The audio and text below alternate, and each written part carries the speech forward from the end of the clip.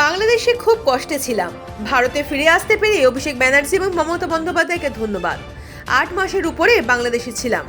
Delhi police আমাদের উপর অমানবিক অত্যাচার করেছিল। আমরা অনেকে অনুরোধ করেছিলাম, তারপরেও আমাদেরকে বিএসএফ থেকে বাংলাদেশে পাঠিয়ে দেওয়া হয়। আর দিল্লি যাব না কোনোদিনও। বাড়ি ফেরার আগে মালদা মেডিকেল কলেজ হাসপাতালে সাংবাদিকদের মুখোমুখি হয়ে বললেন সোনালী খাতুন। উল্লেখ্য, বাংলা ভাষার কথা বলায় জুন মাসে দিল্লি পুলিশ সোনালী খাতুনকে গ্রেপ্তার করেছিল। এরপর বিএসএফকে দিয়ে বাংলাদেশে পুশব্যাক করা হয়েছিল সোনালী খাতুনকে।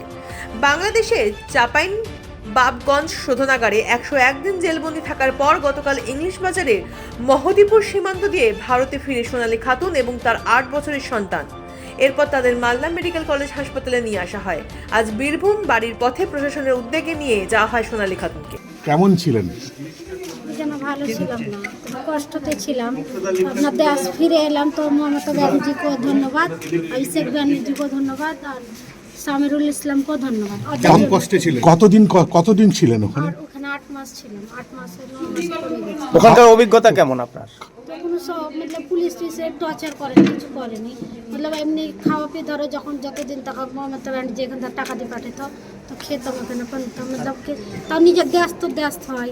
বাংলাদেশ থেকে খাবার দিত না? হ্যাঁ, না, বাংলাদেশ টাকা দিত। জেলে যে ছিলেন? জেলে যেমনি সবকে যে খাবার একটু দিত, জেলের খাবার তো জানি কেমন, ওই দিত, ওই খেতাম।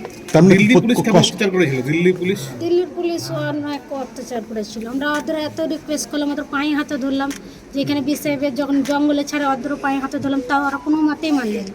তাও আমরা জবরদস্তি জঙ্গলে ছেড়ে দিলাম। কখন ছেড়েছিল জঙ্গলে? আর কি দিল্লি যাবেন? না,